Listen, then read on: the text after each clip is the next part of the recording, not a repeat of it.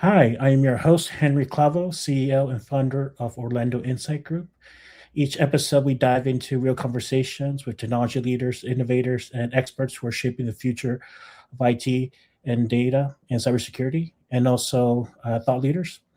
Our goal is simple to give you practical insights, real world strategies, and expert perspective that you can use to drive smarter decisions and strong results for your business.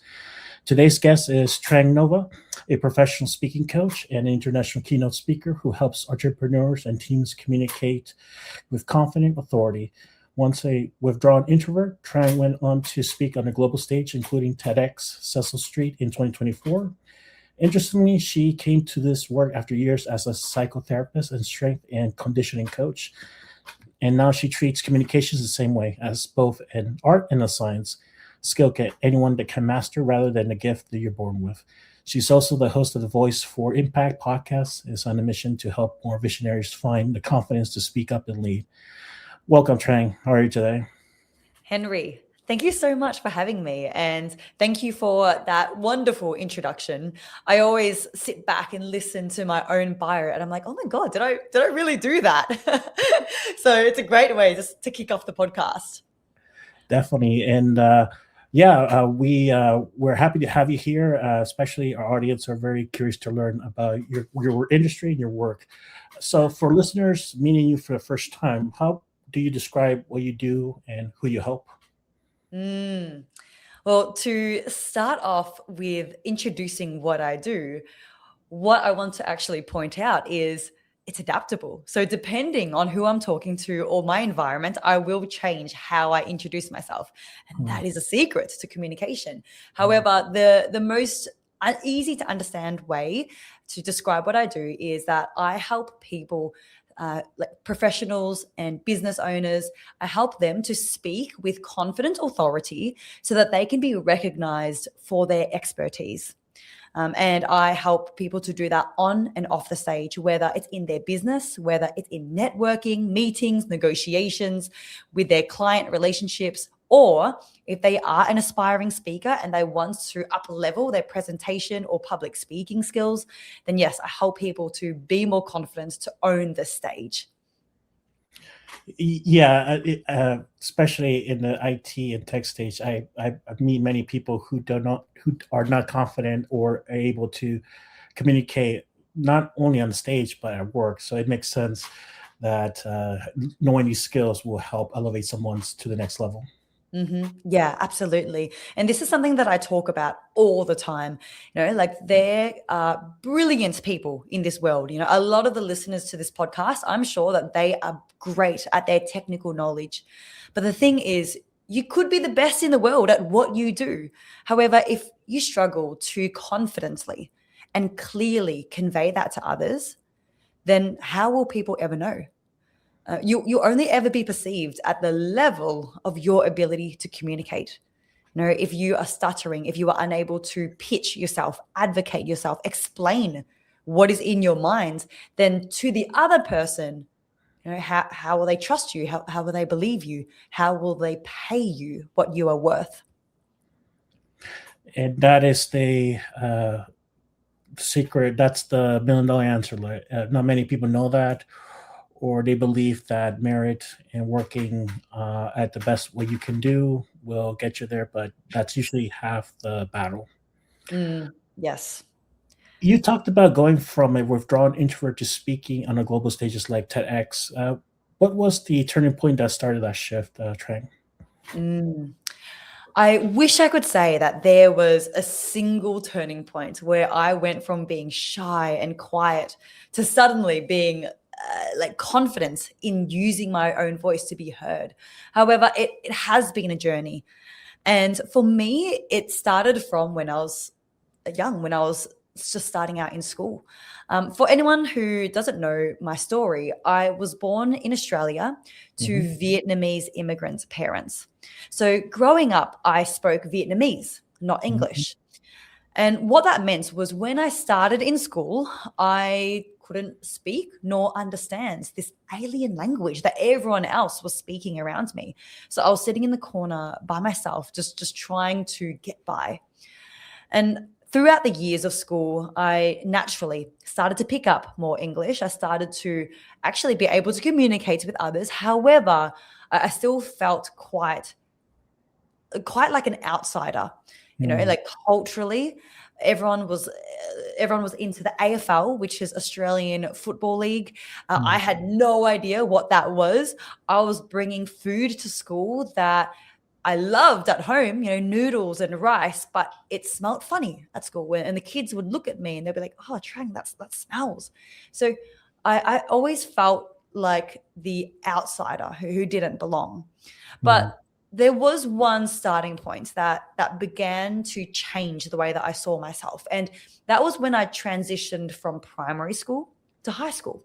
mm, When I went to high school, it was a completely new start. I remember at orientation day, no one knew each other. Everyone was by themselves. So when I sat down by myself to eat lunch, there was another girl who came and sat next to me and she said, "Hey, can I talk to you?" And I thought, "Oh my gosh, someone wants to be my friend. Someone wants to talk to me." And that was the starting point of realizing that there is more out there for me. Like mm, there is more possibility of who I can be, of how significant I might be, mm, depending on the environment that I was in. So I started to gain that confidence, learning that everything that I'd known, being the weird one, it wasn't necessarily what I was stuck with forever. Like it wasn't what I was doomed to have for the rest of my life. I started to see a light at the end of the tunnel. that's very interesting. Was that when you transitioned from primary to what we call high school? Did you Yeah. learn English, and were you able to communicate well during that transition in high school? Yes. By then, I had learned English. So I was able to communicate, and that was fine. But what I really loved was that the new environment brought new opportunities. And I was just talking about this yesterday with someone because I'm currently in the UK. But as I Yeah. said before, I wasn't from here, right? I Mm, grew up in Australia, but I'm currently living in the UK. And I met up with some school friends who were also living in the UK. They'd moved over to London from Melbourne. mm, And we were talking about how moving to a new country, it makes you a different person. Like mm, you discover parts of you that you didn't even know existed. You feel more courageous to try different things, to be someone you haven't been before, because there is nothing holding you back. Like it's a blank slate. And I think for everyone who's listening, how this relates back to communication skills is the power of putting yourself in new environments. I work with a lot of people and I help them to change the way that they sound. Maybe they need to project their voice more. Maybe they need to articulate with more clarity. Maybe they need to change their intonations. And in our session, they're always very enthusiastic. However, by our second session, I commonly get the feedback, "Hey, Trang, I loved what we learned in our session. However, when I went back to my workplace or when I went back to talking with my family, I just couldn't bring myself to make those changes because it felt too weird. And I felt like they were going to laugh at me or judge me." But this is the benefit of putting yourself in new environments, going to networking events, going to conferences, having a coffee catch up with someone new. You give yourself that ability to try on different hats. It mm. allows you to expand yourself. That's very interesting. I can relate since 6 years ago I moved to Virginia, Yeah. and I started to pursue opportunities, location, buying a house. Then when I go back to my old environment, I'm still the same kid that grew up there in New Jersey, staying with the parents, doing nothing. So Yeah.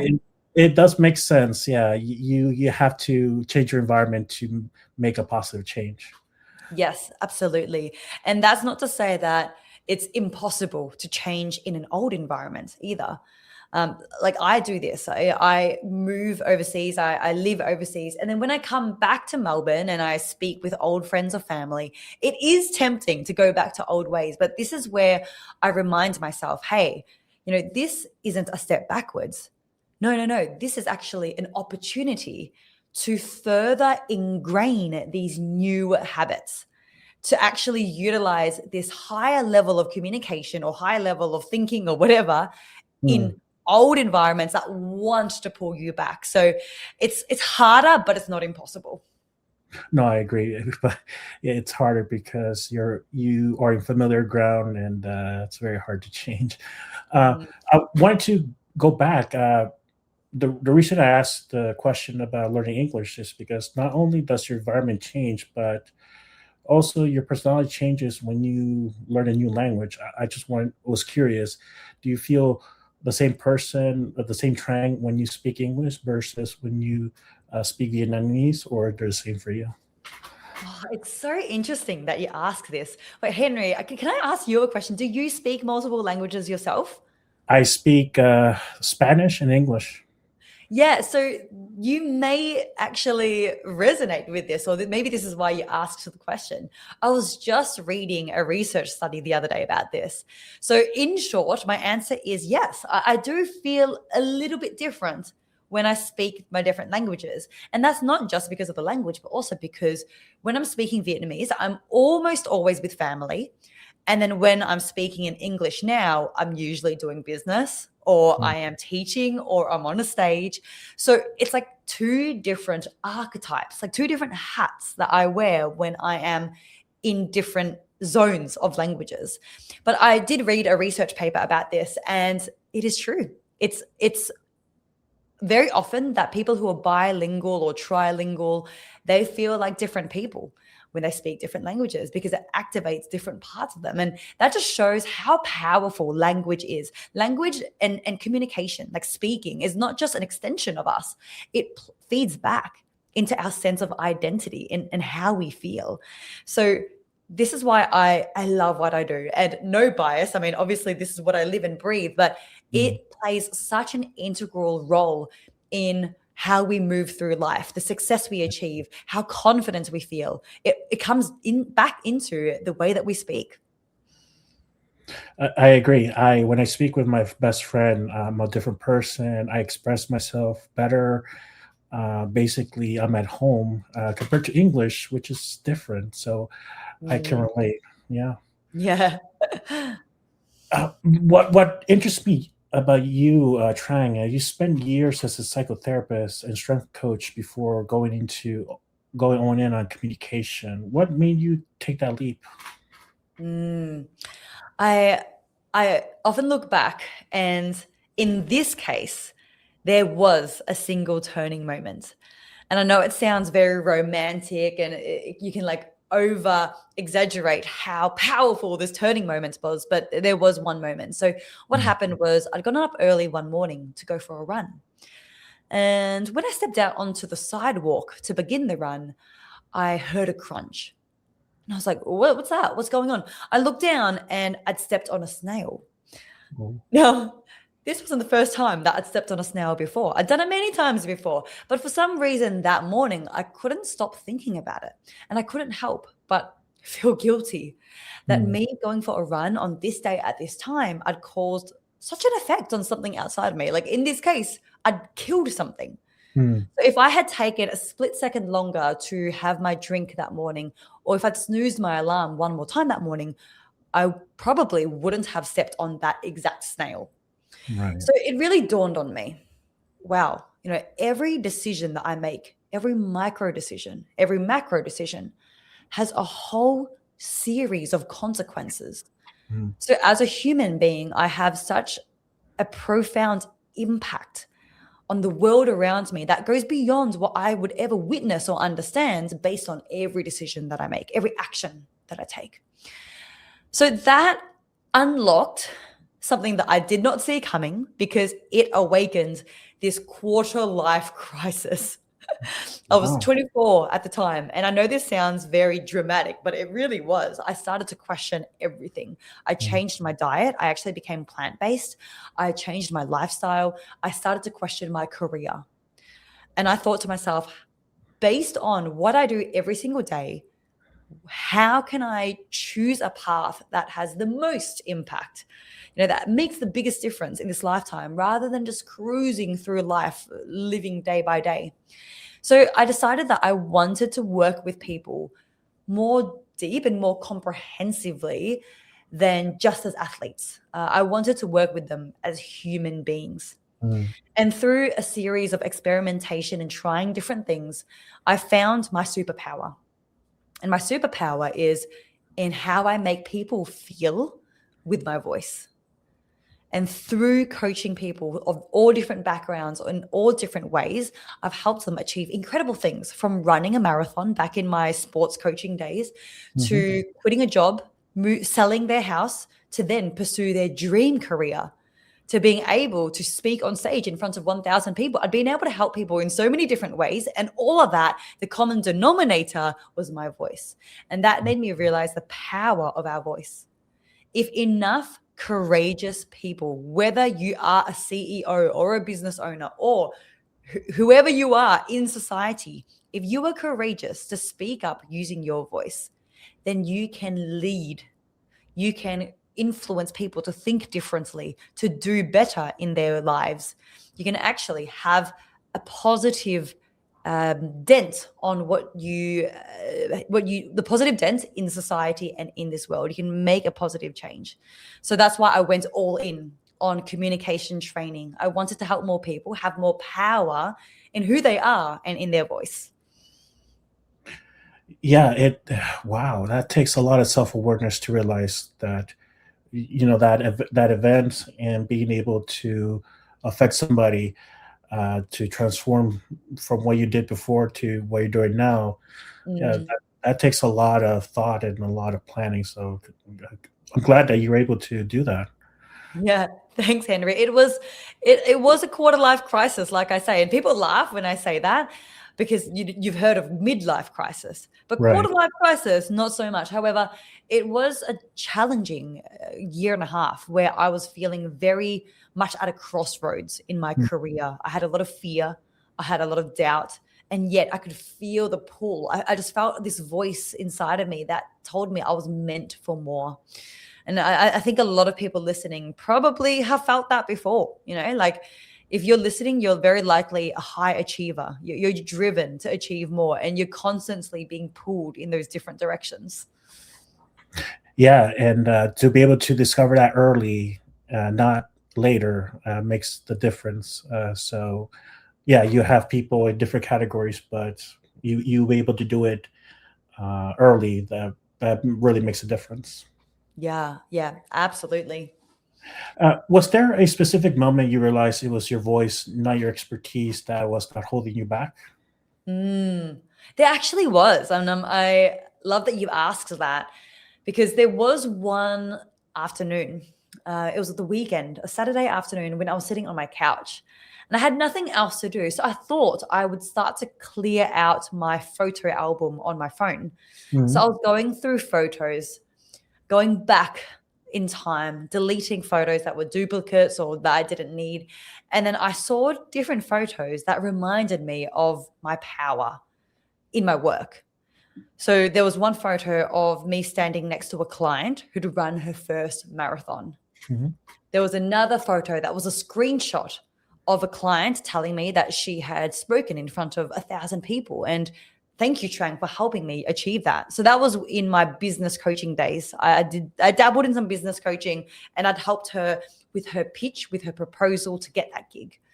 And then there was another client who, yeah, she told me, Trang, if it weren't for you, I wouldn't be where I am now. Thank you so much. I'm living my dream now after leaving my previous job and pursuing my dream career in music, in particular film music. So I saw such a range in how I could help people. So that's when I realized it wasn't just a specific expertise. It was the fact that through my energy and through my voice, how I'd been able to touch people to pursue what is meaningful to them? I resonate with this because it took voice of a friend to change my mind. You wouldn't believe how powerful a friend's voice or how the way they express it is powerful to move you. So I hear you there, Trang. Yeah, wow. What did you change your mind on, if it's something that you're happy to share? I would say that I was is something similar like about PTOs, like should I take a break and not get paid? But talking to my friend in a soft, calming voice, she was able to change my mind to take the break and be able to take the time to recover from burnout. Wow. Yeah, friends especially, because we trust them. So we're going to be more likely to be open to their reassurance or their advice. And that's what I love about communication. I know I keep bringing it back to that, but that's what this podcast is about. I personally focus on professional communication. So, professional settings such as negotiations, meetings, presentations. However, that's another form of communication, like friendships. I was just talking to a friend over the weekend about how she had one of her friendships fall apart, and it comes back down to communication. It almost always does. Yeah, you cannot escape it. We are social creatures. We are social animals. We need to communicate professionally, and so they can see us how we our character and how we work in the environment. So that is very important, as well as personal relationship and how we work with other people and how we form friendships. Those are key things that culture and values are embedded in not only Australia but also in the UK as well as in the United States. Yeah. Now we can move toward the your part of the work that you do. The communication speaking space is full of advice. What do you think most people get wrong about public speaking, Trang? Mm. The thing that a lot of people try to do when it comes to public speaking is they try to brute force their way into it. Hmm. So I love nerding out on speaking skills, right? Like how you use your voice, your body language, the technical aspects. However, before that, there is a whole other world that you need to delve into before Hmm. you memorize your speech or before you get into the technicalities. And that is your mindset. And I know this is going to sound wishy-washy because it's like, oh, we're here for public speaking or communication skills. Why are we talking about mindset? Everyone talks about mindset. But as cliche as it sounds, the reason why public speaking is the biggest fear in the world, right? The reason that people have the most common nightmare of standing on stage naked in front of a group of people is because of the association that we have with public speaking. When we think of public speaking, we think of, oh my God, am I going to say the wrong thing? Are people going to laugh at me? Are people going to judge me? Am I going to make a fool of myself? Am I going to fail? And Hmm. when we think of all of these thoughts, of course, we're going to feel nervous. Of course, we're going to have memorized the speech, but then go blank on stage. Of course, we're going to get asked a question under pressure and freeze and stutter.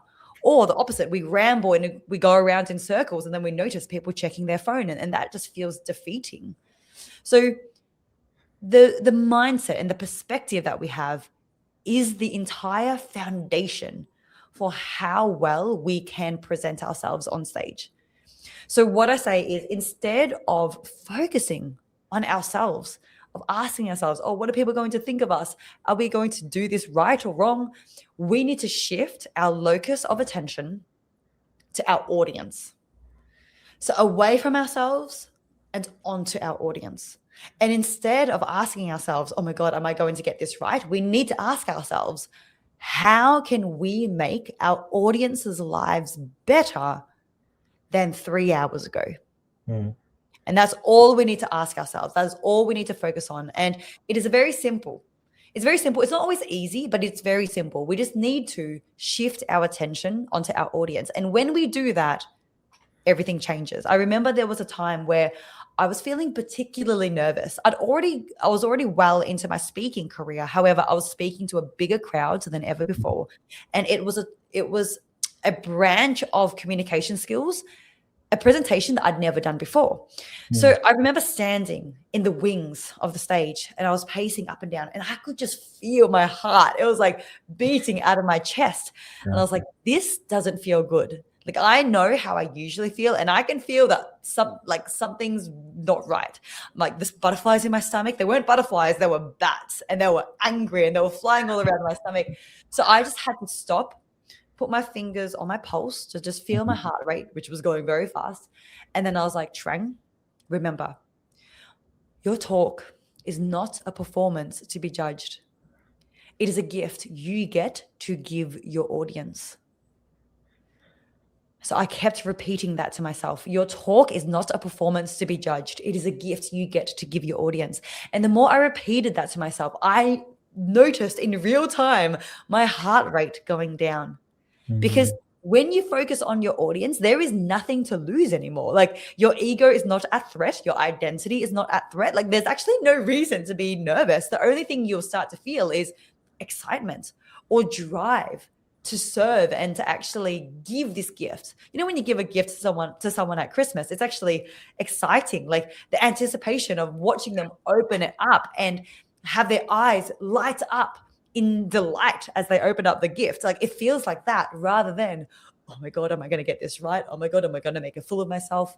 So a long way to answer your question, but I had to go through all of the steps, Henry, of that is the biggest approach that a lot of people miss. It's like you've got to take that step back and get it right in here first. And I'm pointing at my brain. You got to get it right in your mind first before you nerd out on the technical skills of speaking, you know, to pause that second longer or to memorize your speech or to use different storytelling techniques. Like all of that is important, but it comes later. Yeah, and from experience taking public speaking, I guess the key, from a practical standpoint, is calming your nerves so it doesn't block your science part of the brain, and you'll be able to communicate and also engage with the audience. So that makes sense. Yeah. Yeah. You frame speaking as an art and a science. What does the science side look like in practice, Trang? So this is where I get all nerdy on communication skills because I do have a background in science. So I'm not a stranger to reading papers and reading research, and communication is the same. So there is a lot of communication science. You have statistics such as if you make eye contact 50 to 70% of the time when you're talking to someone, then you'll literally create more oxytocin in their body. Like you can change their hormonal profile just by the amount that you are maintaining eye contact. Or there is data such as up to 65% of your communication comes from body language cues, not just your speaking cues. And then up to 93% of the message that people receive from you doesn't come from what you say, but how you say it. So, you know, when you're at home and if you got your partner at home and you ask them, are you okay? And they say, I'm fine. And they've said they're fine, but they've now crossed their arms. Yeah. They said it through gritted teeth. And they're giving you the biggest bombastic side eye. Like, and you're laughing because maybe you've experienced this before, Henry. You know they're not fine. Even though they said they were fine, they are not fine. So this data, the science, it shows us how we can use communication skills for everyone's benefit, to have more power and influence from our side, you know, to be respected in a job interview, to be able to close a deal in a sales call, but also to benefit the other person. Because when we communicate in a fluent and in a masterful way, we make them feel better. We make them feel good. We make them feel understood, seen, and heard. We make them actually feel safe with us because they can understand directly what we are saying. There's no passive aggression. There's no beating around the bush. There's no second guessing what it is that we mean. We communicate with more clarity. We make it better for the other person. We can then inspire them more effectively if that's what we're trying to achieve. Right. So everyone wins when we have this science that we can use in our communication. Now, I do get the question, oh, but Trang, isn't that a bit manipulative? Like, why don't you just be genuine? Like, why don't you just be authentic? And I think that's a valid question because it can seem manipulative. However, if you think more about it, being authentic and being skilled at something, they're not mutually exclusive. You can have bad intentions and want to manipulate someone, like scam them with money. And you can use good communication skills to manipulate them, sure. But what if you wanted to lead them? What if you wanted to inspire them or to empower them to do better? Then you can use masterful communication skills to achieve that. So manipulation is not in being skilled, it's in your intention. Yeah, that makes sense. It's how you use it, positive, negative. Yeah. It's how you use it. And if you want to use it for good, to better someone, then it's great. But in general, we don't talk with people about the science, but we show them how we make them better instead of talking about it. Yeah, absolutely. You said people are often perceived at the level of their communication, not their real expertise. What does that cost them? Where do I even start? I mean, think of any time that, to all the listeners, think of any time that you have wanted to close a sale, but you couldn't. Think of every time that you wanted to negotiate a better deal, more pay, or you wanted to reduce the price of something and you weren't able to achieve that. Think of any time that you wanted to overcome a particular conflict with your partner. Think of a time that you wanted to impress a colleague or an acquaintance. You wanted to network and build a relationship with someone, but then that didn't quite go well. Maybe you finished a meeting thinking it went well, and then you got negative feedback later on. These are all examples of how communication can hold us back. Because if you think about anything that you want in your life, anything that you want, and I'll challenge you to do this exercise, think about one thing that you want in your life right now. And I bet you that part of it, if not all of being able to get that thing, comes down to communication.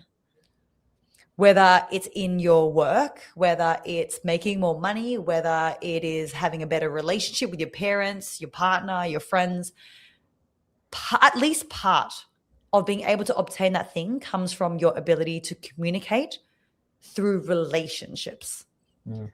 Like we live in a very interconnected society. Like relationships are everywhere around us, and relationships come from communication.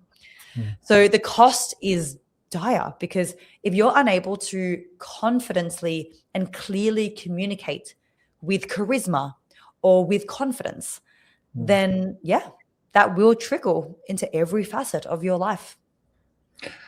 And that I was reading something very interesting. Parents were spending $6,000 or to $20,000 to send their kids to a camp with no technologies. I was curious, with the digital age, people that are now looking at the phones. In the UK, they're banning phones from schools. How is that? Has it positively or negatively affected their communications? And how do you handle those challenges when you work with professionals who are on their phones or who can't live without their technology? Great question. And this is something that I'm talking about now more than ever before. It's so relevant. So, we know that technology and screens are not going anywhere. So that is something that it's a losing battle. We can't try to fight that. We can't try to stop that. And in some ways that is beneficial. Like a lot of us have gotten great at speaking into a lens. Now, like you and me, we are having a conversation right now from opposite sides of the world. We are on completely different continents, separated by an ocean. Like, how cool is that? And, remember back at the start of COVID times when people really struggled with virtual calls because they didn't know where to look. They didn't know how to use their hands. It was very awkward. Anyway, we're very good at speaking to the camera now. However, something that we have lost is the ability to speak in person. And I noticed that not just in adults, but in kids. Like I've got cousins who are university age now, but during their critical years of high school, they were at home. Kids growing up now where all they know is the screen, they are having less and less in-person time. And I know that's affecting so many different areas of relationships and quality of life. But from a communication standpoint, it's something that is so critical. Like we are on the tipping point now of maintaining these skills because with AI, and I've had these conversations where people are like, hey, what do you think of using AI voice generation? So if you don't like the sound of your voice, or if you are unable to speak to the camera, you can just use AI voice generation or even image generation. Like if you're doing a job interview, you can use AI now to make it look like your eyes are looking into the camera, even if your actual eyes are gazing down at the screen to look at these answers that you've prepared. Right. That is cool technology, sure. But oh my, are we going to be struggling and gasping for air in 10 years from now when we become dependent on these technologies and we find ourselves wanting to go for that dream job, or we want to go on that first date, or we want to have an in-person pitch because we want to sell our company? And it's not going to be online. If we're talking like millions of dollars, it's going to be in person. We're going to be struggling and regretting that we didn't maintain that skill when we still had it. Right. So I really feel like we're at that crossroads. It's kind of like fitness. It's so much easier to maintain your fitness at the gym than to try to get fit again after not going for 3 years.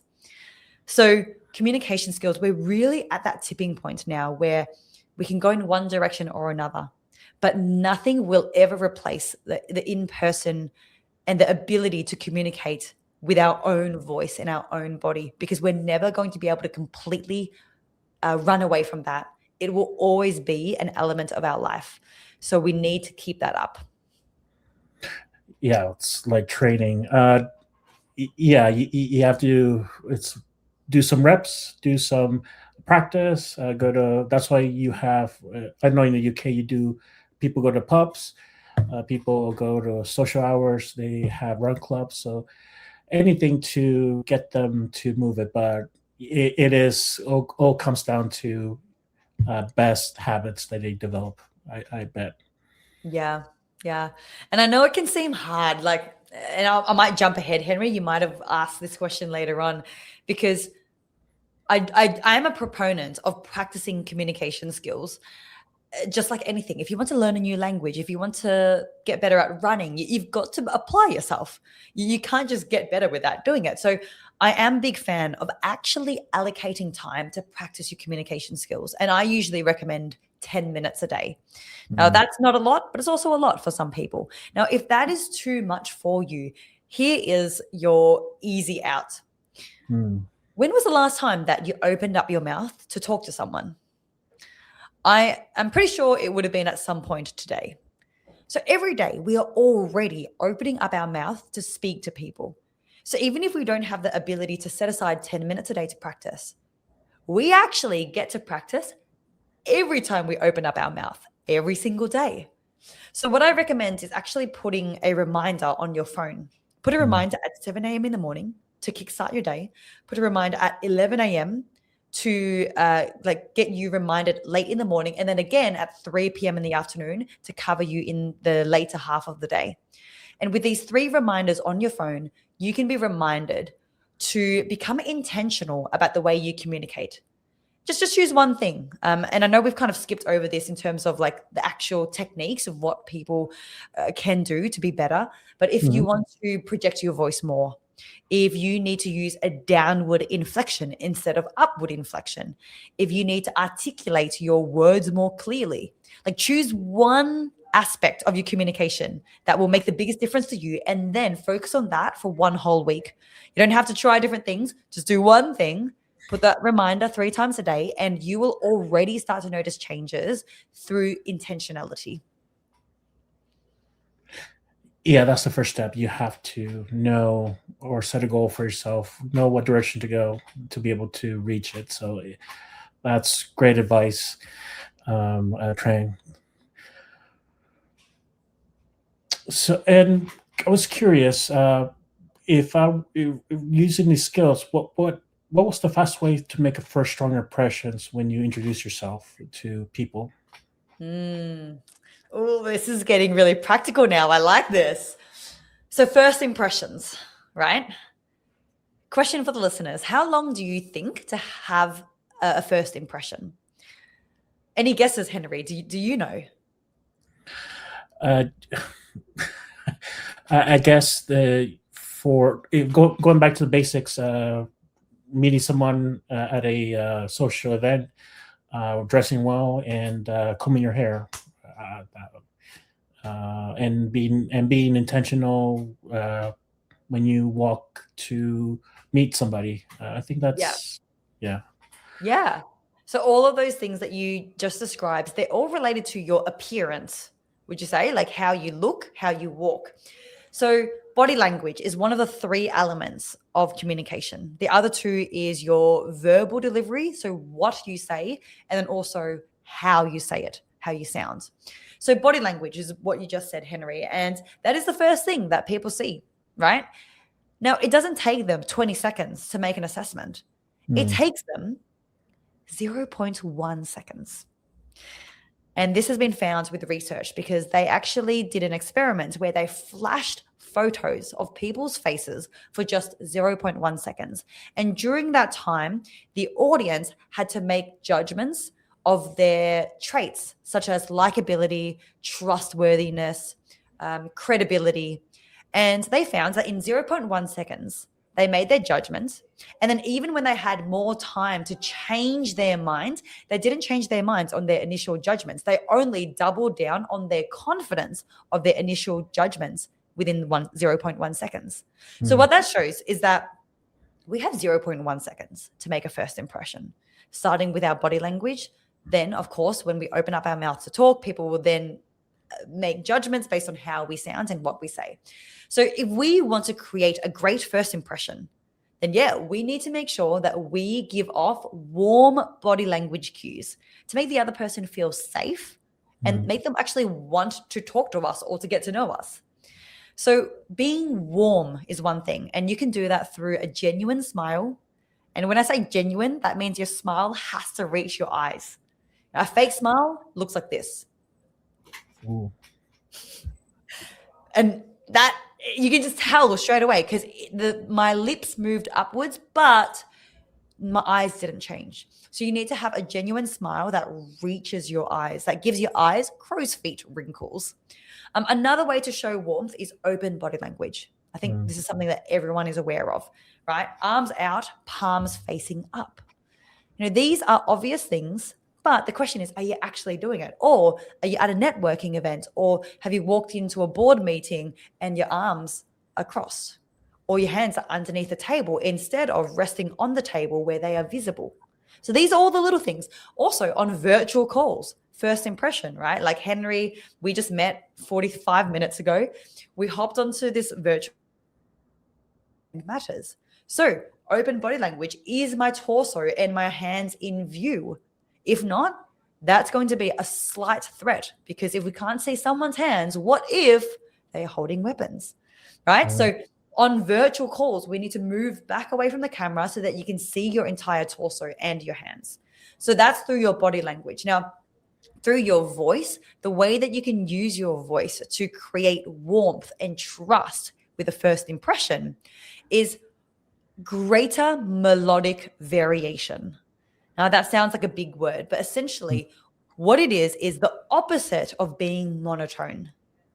So if I talk monotone, then I'm going to talk like this, and I can be like, hello, everyone. I'm very happy to be here today. Thank you for having me. And that just sounds very dull. It Yeah. sounds boring, and there's no rapport. Versus version number 2. Why, hello, everyone. Thank you so much for having me on the podcast today. I'm very delighted to be here. Straight away, with more pitch variation, I'm going up, I'm going down. It instantly sounds more welcoming and more engaging. So one, you will tune in more, you'll actually pay attention. And secondly, you'll feel good around me. Like, no one likes to talk for extended periods of time with someone who's just like talking like this the whole time and they don't change the way that they talk, right? So thinking about these elements that are proven to improve relationships will help you level up your communication skills. Yeah. It's like a tango. Yeah, you're the lead, and you have to follow and lead, follow. So it is a skill that requires a lot of practice. Yeah. Learning from past experience. But yeah, we're almost down to the last quarter. Uh, you host your own show, Voice for Impact. What have your guests taught you about communication, Trey? I do. So shameless plug, that is my podcast, the Voice for Impact podcast, where I talk about everything that I've shared today in more detail. I actually go into the technicalities of how you can use your voice for more authority, how you can use your words to gain more respect. It's a solo podcast, so I don't interview any guests. It's only just me on the podcast. So yeah, I haven't actually interviewed any guests on there, but maybe I should do that in the future. Yeah. Especially is if you want to learn about people from different industries, different challenges. It helps feed your ideas and be able to communicate different or get an audience segment. Who Mhm. knows? Yeah. And before we wrap up, is there any events coming up for you, Trang? I know you're in the UK. Are you traveling, or are there any events, any speaking workshops for you coming up? Yeah. Well, it's funny because every time people ask me, where are you based or where are you traveling to? I'm just like, I don't even know. I can't even keep up with my own life sometimes. But I make the joke that I am voluntarily homeless, meaning I move around a lot. And the reason for that is because I am from Melbourne. So my family is all there and they're very important to me. So I spend about a third of every year in Melbourne. Then I also spend a third of every year in the UK because my partner is English. So that's what happens when you meet someone and they're from the other side of the world. And then also the final third of the year, we try somewhere new. Like we go to a new country, we try a different culture, try a different lifestyle. So we do move around a lot. And usually my work follows me. So at the moment, I won't fly back to Australia for any gigs unless it is something that is very big, a big opportunity. Mhm. I will stay around the UK, Europe region. And then next year, I will be going to the States and then I'll be focusing on gigs over there. But my next thing that I'm very excited about is actually something that I haven't done for 2 years. Mm. So back in 2024, I ran a series of once-off workshops where I gave people the chance to actually have their own speaking reviewed by me. And that got great results. Someone launched their podcast, someone ran their very first workshop to a group of 50 people, I think it was. Someone did their first talk at a big event and they were very happy with it. So got really great results from that. I haven't run it for 2 years. However, I am running it again in 4 weeks from now. So if you're happy, Henry, I'll share it with the listeners Yes, so please. that if they would like, then they can join because we are running it on July 27. Mhm. I believe it will be, I don't know what it is in US time, but it's 7 p.m. Melbourne time. So 7 p.m. Melbourne time or 10 a.m. London time. Mhm. On Monday, July 27, I'm running the Speaker's Edge drop-in speaking makeover. It's an intimate group, only 8 people, and half the spots are actually already filled as of this morning. where you'll get one-on-one time to present something. Maybe you want to introduce yourself. Maybe you want to actually practice a sales pitch. And then I will give you direct, no BS coaching on the spot to share with you 6 of the most impactful changes that you can make to your communication. And that I found so useful because general communication skills, it may or may not be relevant to you. You know, what someone else needs may not be what you need the most in order to make the biggest difference. So I go straight into sharing with you what you need to focus on so that there's no procrastination, there's no confusion. You know what you need to work on. And then overnight, you can instantly level up the way that you speak. So I can share the link with you, Henry, and then you can put that in the podcast description. If anyone would like to join, and hopefully there will still be spots left. But if it's full, just message me. I may run another one if there's a lot of extra people on the wait list. Definitely. Yeah, we'll be posting it, QR code, link. And we'll also be mentioning that program when we, on our website as well, as to help bring more audience to your website. And do you have any socials or handles that people can reach out to you if they want to learn more? Yeah, absolutely. I'll share my socials. I forgot to mention with the drop-in speaking makeover, like I should mention how much of a good deal it is, because if that is the thing that has you sitting on the fence, this will be like, yeah, actually I'm in. So in rough US prices, because I'm selling it in AUD, group coaching with me is 400 USD usually. However, for this once-off drop-in session, I'm offering it for only 50 USD per person. So if that is something that you're interested in, then just click the link in the podcast description. But yeah, in terms of socials, if you do want to follow along, if you want to reach out, if you want to say hello, I'm everywhere. I do live online. Easiest place is my website. It's trangnova.com. Or if you want to go on my LinkedIn or Instagram, it's Trang Nova. On Instagram, Trang_Nova. So yeah, I'm active on all those platforms. So come say hello. Speaking with you, Trang, it'll be a great deal if our audience can reach out to you and be part of the program, or just say hello. This has been a very informational conversation with you, Trang. So thank you so much. If you do visit the States, if you're in New Jersey, New York, Virginia, or Seattle, please come say hello. Yeah, I absolutely will. I've got another client who lives in Seattle too. So maybe there's a good reason to come visit. Oh, yeah, definitely. I would recommend the summer, but we can work something out for the fall or for the spring. Yeah, I can understand why you're saying that. I'm permanently chasing summers right now. It's the way to live. Exactly. And we have the best lakes, the best sales, lakes that we sell, the best food. So you'll be right at home. Yeah. Why? Thank you, Henry. Thank you so much. Thank you for, we would love to have you come back, Trang. You've been a great guest. And please let us know in the future if you plan on releasing more products or if you're writing a book. We'll be happy to have you come back and talk about it. Yeah, fantastic, Henry. I'd love to keep in touch. So thank you for having me on the podcast.